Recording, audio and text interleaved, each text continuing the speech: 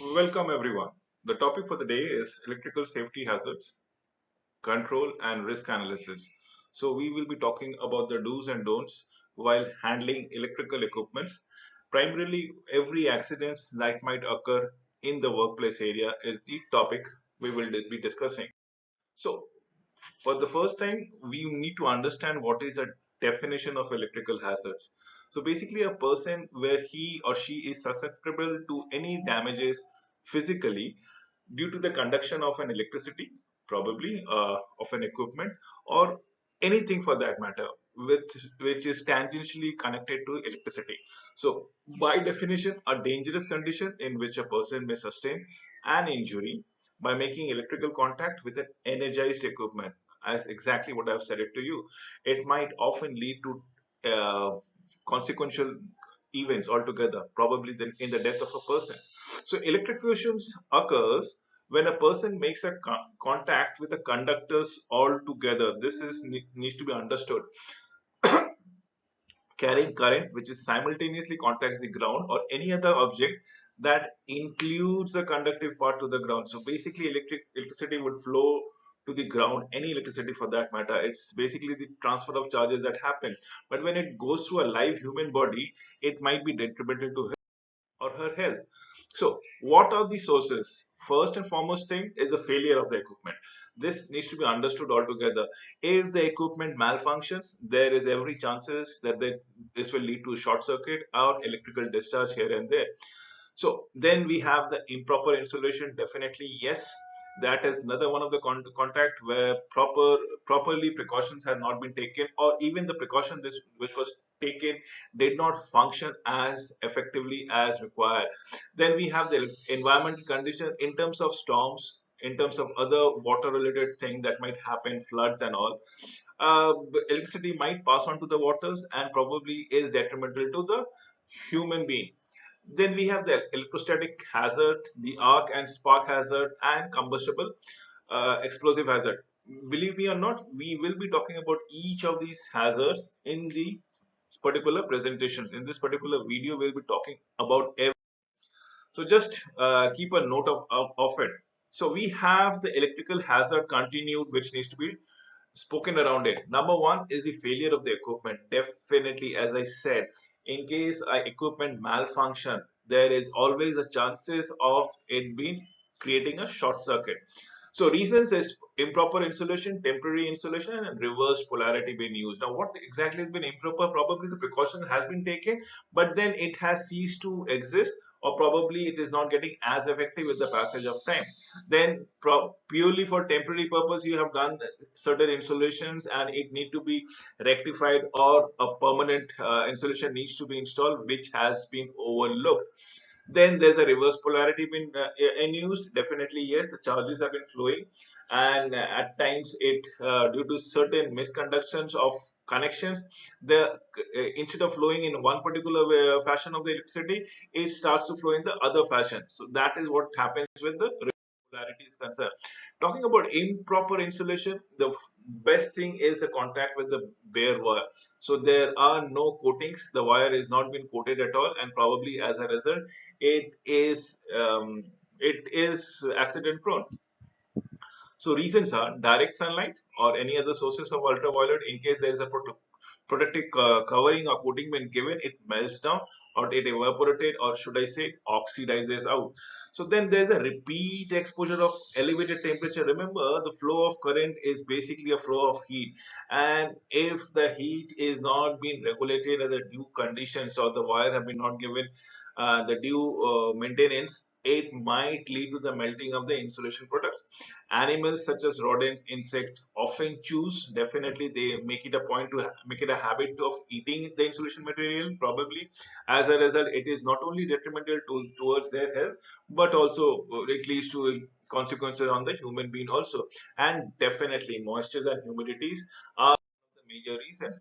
So we'll talk about the environmental condition. Did I say about storms? Did I say about flood? Yes, water is a prime suspect for electrical hazard or electrical accident that happens. Remember, a wet body is approximately resistance to 450 ohms. Beyond it, you just cannot you just cannot bear it altogether. Whereas dry body is approximately to 600,000 ohms altogether. So a lighting strux, which is approximately 100 million volt, can you marry these things? It is just not possible to go around here. Please understand, this is what we are looking out here. It is impossible for a dry body or a resistance body. In fact, remember, in case of wet body, when you are wet, when it is raining and it is storm, you are susceptible to any changes in the fluctuation of the worlds, and consequential event might actually occur in absolutely devastating events I'm talking about.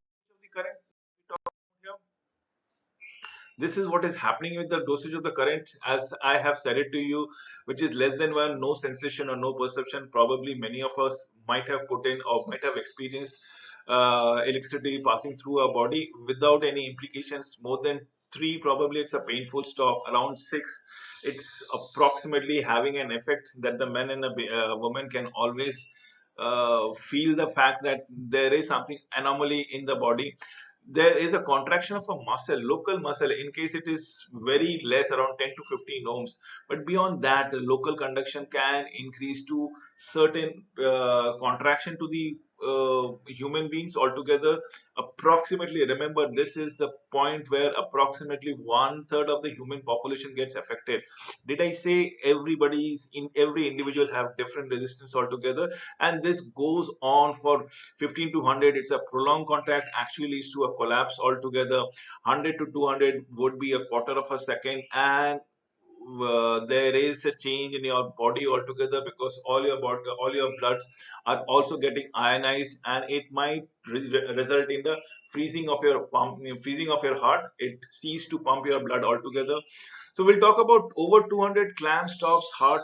Absolutely, the current stops flowing, and it leads to eventualities, the death of the person that we are talking around it. Might see irreparable object, even in the case, even in the scenario where the people have been resuscitated, people might lose certain impeccable organs functional altogether. So we need to understand the detection of electrical hazard. We need to put in the circuit tester. We need to be a receptacle writing tester. We need to have a continuity tester that we goes around it. We need to have a circuit tester which will tell me what is the amount of voltage that is passing through that equipment altogether, and it should be capped about. We are talking about something called stabilizer. If you have, everybody must have heard about stabilizer, which we keep on having it even in a domestic usage. Then we have the receptacle wire tester, which probably will let you know how much current in any part of the wire is been passing through, and there might be a lot of congestion in one particular part of the wires, or because of there might be a lot of nodes and internodes out there. Now these needs to be decongested altogether.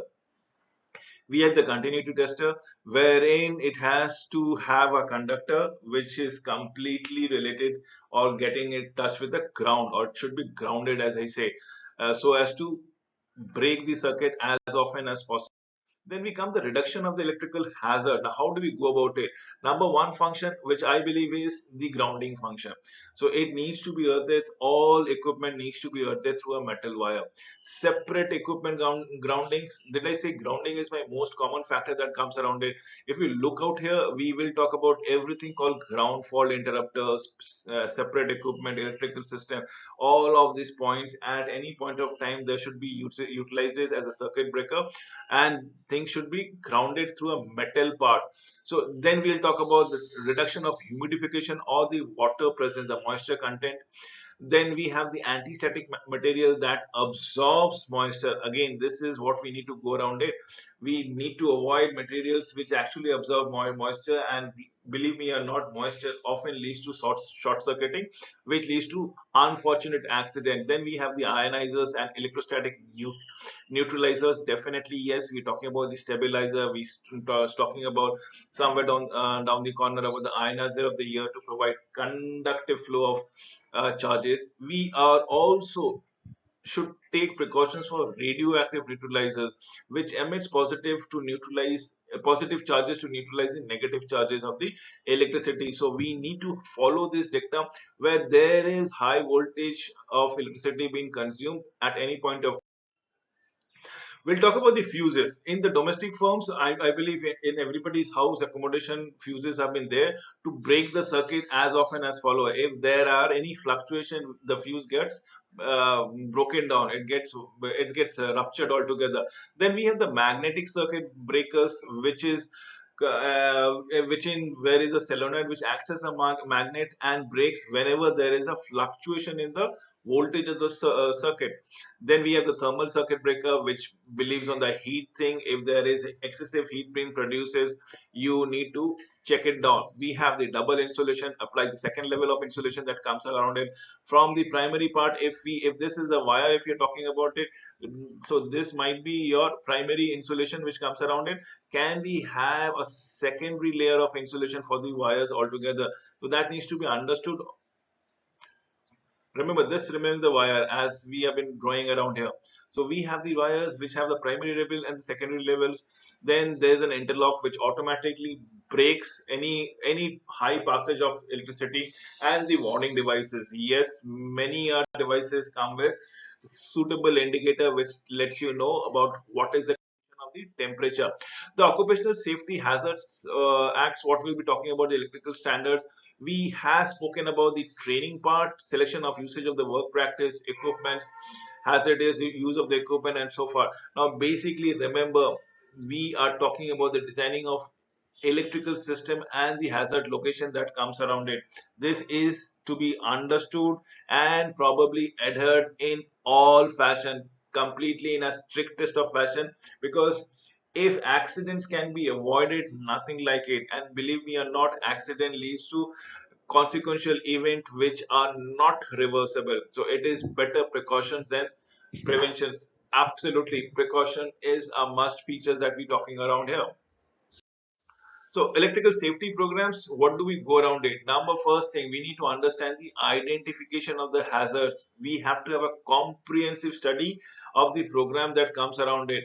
We need to revise the existing program, and thereafter what we'll do, after revising the existing program, we'll talk about the control of the hazard in compliance with the regulatory body that comes around it. It might be OSHA, it can be your electrical safety code, it can be anything that comes around which we are talking around. So we need to understand everything out here. And last but not the least is the training to the employees. Absolutely must. The people who are working in the proximity of electrical hazards or electrical equipment, they should be not only provided with PPE, the protection equipment, personal protection equipment, but also adequate training so that no unfortunate accident or incident happens out there. Remember, approximately in any populous country, approximately 6% of workplace death occurs only because of electricity or electrical outages altogether. Electrical safety program has to be implemented. It just cannot be negated. It just cannot be avoided. It just cannot be overlooked. That is what we are looking at it. So the strategies is we have to have meeting as often as possible, probably weekly. If not weekly, must would be monthly, and quarterly there has to be a review from everybody. Then we have to have schedule or surprise checks. As far as the safety inspections are concerned, we can have regular checks. I would prefer even surprise checks to have it, to see whether the electrical safety audit procedures are in place or not. Definitely encourage every participants to be a party to this kind of programs. And believe me, the workers needs to be sensitized. It is to their benefit that these such kind of initiative are taking places. So conduct a hazard analysis as often as possible to identify any potential accident that might be lurking in the corner, and look forward, implement intervention then and there. So we are talking about the electrical safety hazard out here. We'll talk about the self-assessment of electrical hazards that comes around it.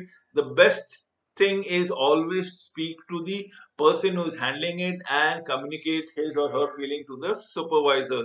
So if you are facing any impediments, any difficulties, please talk to your supervisors to help prevent accident and injuries from electrical hazards. Safety personnel should consider developing checklist that the supervisor can undertake on a periodic self-assessment, wherein the electrical expert safety officer would be developing an checklist altogether, handing over to the supervisor so that the supervisor himself or herself can put a check around it and go for regular rounds of having it, including it. So, what are these checklists should include it? Number one, are they doubly insulated? Electrical things, are they been doubly insulated, or are they have equivalent ground condition that goes around it? Next thing, any nodes and internodes. I'm talking about all bearings in the electrical motors, are they properly functioning in a smooth fashion? And remember everything that I keep on saying is all lights equipment should also have grounding facilities. Did I say the grounding is my most important things? So not only portable light equipment should be grounded, but also with the proper guards that we have it. So I again repeat, being double standard, being grounded, having the motor condition running good, and the portable equipment proper guarding fashion. So we'll talk about the arc flashlight injuries. Now this accident that keep on happening around here. We are talking about the electrical short circuit that travels through the ear, absolutely, wherein there is this light which there are two poles of electricity, and then the electricity can travel onto the ears altogether. There are no connection. That is what is rather flows to the conductor, bus bars, or other equipment. The uncontrolled energy released by arc can produce high level of pressure, high level of heat, extreme high level of heat, and it might actually explode and send dangerous objects towards you. And this can be pointed objects altogether. It can be nails, it can be sharp nails that goes around it through the ear. So it is very dangerous. Electrical equipment malfunction as a result this arc actually takes place. This can be, these two can be a metal body altogether, but in between the ear which you have happen when the electricity starts passing around, it produces extreme amount of heat, extreme amount of pressure, and we are talking about malfunctioning. So a person working near such equipment, remember, can accidentally drop a tool and make a connect with a electrical circuit. What will happen? This will result in an arc flash or even kill the worker. Absolutely. So, what do we do about it? How do we go around here? First and foremost thing is personal protection equipment is a must. You just cannot overlook it. Absolutely, we are talking around here, which needs to be understood. Then we talk about igniting clothing, severe burns, and so on and so forth. The best method, I keep on saying about the best method, is to make the electrical equipment switch off and then again switch on. So before the beginning of the maintenance, so basically it is being de-energized. Some maintenance and service malfunction are troubleshooting, needs to be energized again and over. Then I would recommend the National Fire Prevention Act handbook for electrical safety, which needs to be read in case of such things happening again and again. Now, the foremost important thing that comes around it is the training requirement for workers. So how do we go around it? First and the foremost thing is the blue collar workers. We need to classify the workers and we need to initiate training, sensitize them about the hazard that can happen lead due to the electrical malfunction. The electrical engineers definitely yes. The assemblers who are actually working around it, the technicians who might be actually working with the equipment, the electricians, yes, they are the person, industrial machine operators, material handling equipment operators, mechanics, the painters, the riggers, the roustabouts, the stationary equipments, the welders. These are the people who needs to be educated, who needs to be trained as often as possible. And it might look very a mundane training, but believe me or not, it helps to get revisiting those principles time. So the actual training are as follows: something as good as the techniques needed to distinguish exposed live part. How do you mitigate such kind of accident, if you see there are certain live wires or insulation being melted away, how do you handle such kind of equipment? Then we are talking about the technique necessary to have a nominal voltage which has been exposed to a live part. So that is again a parameter that needs to be taken into consideration. And how, what are the distance and what are the precautions that needs to be taken when the voltage have been exposed. So these are things that needs to be into account. With this, I come to an end of this presentation. Thank you for watching this video.